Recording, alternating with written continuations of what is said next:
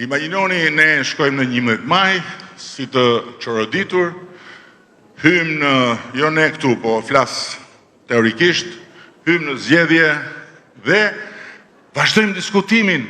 Çfarë do zgjedhim? Çfarë do zgjedhim mes interesit të një populli tërë dhe hallit të një njeriu të vetëm mbi 80 ca vjeç që vazhdon do ta mbaj peng këtë vend për kusuret e tij. Se kjo është e vërteta. Çfarë do zgjedhim? Midis interesit të një vendi të tërë dhe interesit të një shtëpie të vetme. Çfarë do zgjedhim ne midis me Shqipërinë në BE për të qenë më në fund edhe ne me Europën, njësh apo me kënetën e me bufin e kënetës prap në grop nga e para, se kjo është zgjedhja. Dhe sinqerisht se u fol këtu për mandatin. Tani, po t'jetë puna për mandatin e 8, ne e dim shumë mirë që si mandatin e 8 në Durrës, si 71, 2, 3, 4 mandatet që duen për të pasur qeverinë, ne i marrim qoftë edhe thjesht dhe vetëm duke bërë atë që kemi bërë gjithmonë. Shumë punë, patjetër, por nuk na i marrin dot. Si marrin dot? Çështja është që ne na duhet diçka më shumë, jo për mua, sinqerisht jo për mua, as për Anin, as për... Ne na duhet diçka më shumë për të pasur një vazhdimsi në negociata dhe për mos u ndërprer asnjë sekond. Dhe negociatat janë diskutime, dakordsi, dhe kur bëhet dakordsia që ata thonë do bëni këtë, dhe ne i themi do ta bëjmë këtë, kjo duhet të shkojnë në proces, duhet të miratohet qeveri, duhet të shkojnë në parlament, kërkojnë vota, kërkojnë mbështetje, kërkojnë shpejtësi, sepse çdo ditë është shumë e rëndësishme. Parafitëroni tani këto procese të shkojnë, të kalojnë nga kërneta. Nuk na del llogaria e ditëve që të merrem me kërnetën, se nuk po llogaris fare variantin që Shqipëria të çoj bufin në Bruksel, që të merret me antarësim. Se ta imagjinosh vetëm që pa pritur e pa kujtuar, mbasi ne atyre ja u përmbysëm komplet imazhin për Shqipërinë, mbasi ne atyre ja u bëm Shqipërinë një vend të respektuar, një vend të vlerësuar, një vend besuar, mbasi ne atyre troç muhabeti, ju mësuam që ne nuk na shohin dot nga lart poshtë, pavarësisht se mund jenë më të mëdhej, mund të jenë më të fortë, më të pasur, nëse jemi ballë për ballë, do na shohin sy në sy, ne japim respekt, do të na japin respekt. Mbasi ja kemi mësuar gjitha këto, imagjinoni u tani që ata të marrin vesh, shqiptarët vendosën që juve do flisni me bufin. Si bëhet jo? Do flisim me bufin që në çdo fjalim i fiket lampa 3 herë. Qatë shkojeti? Shkojti i thot do t'ju ngre tavanin atyre në Bruksel.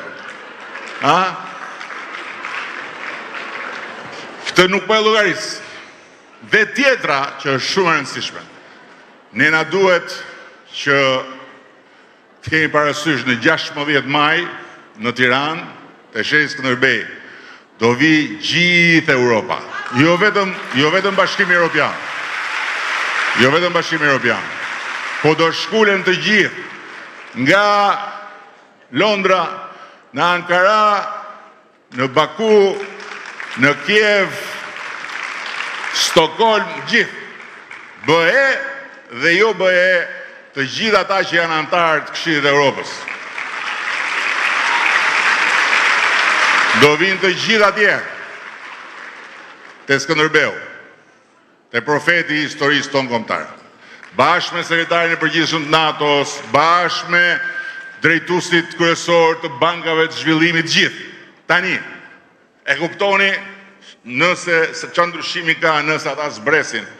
Dhe kur ata zbresin, populli shqiptar ka vendosur t'ju thot me një shumicë më të madhe se sa një shumicë e thjesht aritmetike, që ne, populli shqiptar, kemi vendosur që brenda 2027-s do t'i mbyllim negociatat dhe brenda 2030-s duam të jemi pjesë e Bashkimit Evropian.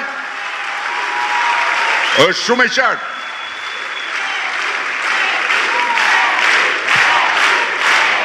Faleminderit. Tani vim te pjesa e fundit. Pse tani unë bëj mbledhje vetëm me gra dhe me vajza? Se ky ka filluar të bëhet problem për burrat. Por dëgjoni këtu. Burrat që bëjnë problem këtë janë gjysmak, janë çyryk.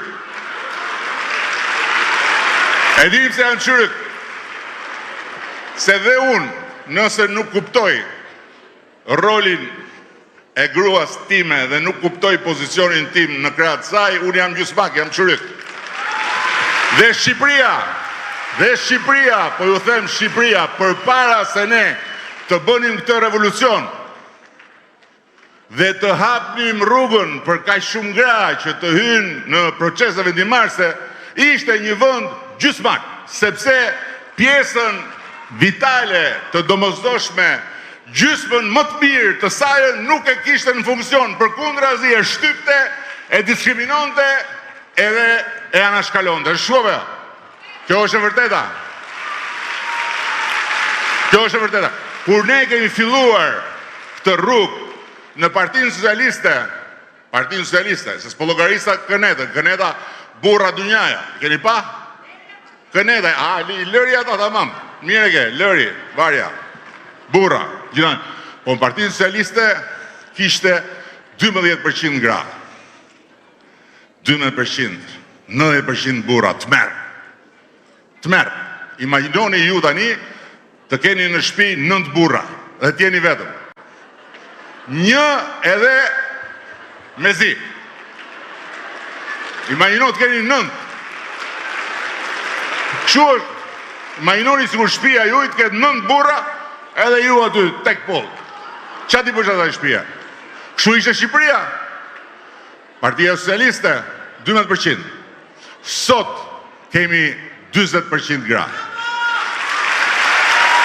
Nga 100.000 antar, paka shumë, kemi afro 39.000 gra. Por nuk duhet ndalemi. Ju nuk duhet ndaleni pa u bërë 50.000, pa u bërë 50%, madje 50% edhe një më shumë, një vetëm. Parafytyroni më shiko, se këto gjëra janë thjeshta, po parafytyroni ju të gjithë gratë e Durrësit, edhe vajzat vendosin të marrin tragetin të ikin një muj. Ikin. Mbyllni telefonat, ikni një muj. Gjithë që jeni gratë e vajzat të Durrësit, ikni me traget, kroqer, një muj.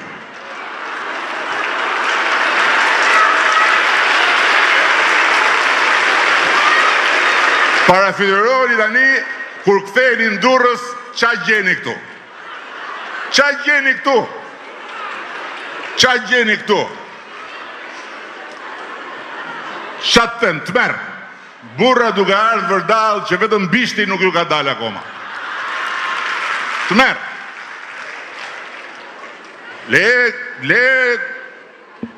Lesh deri këtu era, të merë.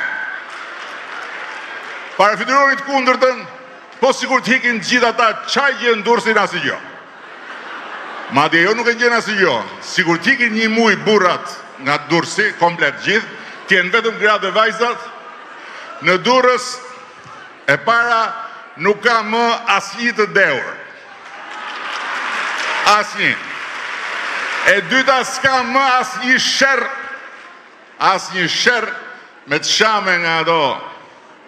Se shere grash ka, po ato janë i qikë më... Në Durrës nuk hum më asnjë qindark në Bigjos. Zero. Në Durrës nuk gjen më asnjë bisht cigare për mall, për tokë. S'ka. Vazhdoj të numëroj. Plot ka akoma. Megjithatë ne nuk jemi këtu për të nda këtë punë kështu kaq keq, por ama unë jam shumë krenar që Partia Socialiste, dhe këtu e kam unë gjithë besimin që ne doja dalim, se 56% e grave dhe vajzave në tërësi në Shqipëri votojnë Partinë Socialiste. Ke burrat është qik më e ngusht, kupton, ke burrat. Dhe qatë the mund tani për atë pjesë burrash që duan kënetën, si të mund tani janë qatë, ata mund të jenë shumë të mirë në jetën e përditshme, po janë çyryk komplet kur vjen punat e përgjegjësia politike dhe shoqërore. Shkosh mas kënetës duke qenë prind, ti mund të jesh demokrat sa të dush, po ti jesh prind, të kesh një vot, ke fëmijën në shtëpi 12 vjeç, nuk ka vot fëmija. Nuk ka vot. Por fëmija mas 5 vjetësh do jetë 17 vjeç. Vota jote për atë fëmijën do të thotë që nëse ti kontribon që Shqipëria të bëhet antare BE-s, atëherë ti fëmijës tënd, në momentin kur bëhet 18 dhe do të shkoj të studioj në Europë, i jep pasaportën europiane. Dhe duke i dhënë pasaportën europiane, ti nuk i jep fëmijës tënd një dokument udhëtimi, se pasaporta që kemi ne sot është dokument udhëtimi, pa viza, po udhëtim. Lëviz, për të ndalon dot. Kur shkon atje, ju e dini shumë mirë, se ju shkoni e vini shumë me Italinë, keni zakon këtë ka 2000 vjet, edhe në komunizmi e ndërprehu, po kur shkon e vjen atje, të ndajnë anash. Ku po shkon, kush të ka ftu, sa lek ke me vete, sa do rish, a keni hotel të rezervum, dhe pastaj, ti akoma s'ke hy, je këtu, kur do ikësh? Kur do ikësh? Sepse, je i huaj, nuk je banore me drejtat barabarta e asaj familje. Nuk je jashtë vizës. Në momentin kur ti merr pasaportën, ti je njësoj si ata.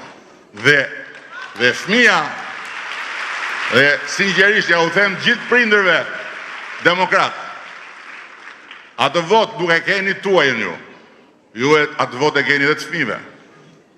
Dhe nëse ju zgjidhin kënetën për fëmijët tuaj, unë nuk e di më se qa emri meritoni, sepse duke investuar për Shqipërinë Europiane, duke dhënë fëmijës pasaportën, minimumit,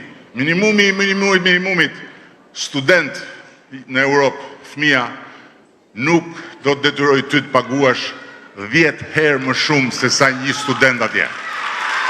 Por fëmija atje është njësoj si ata.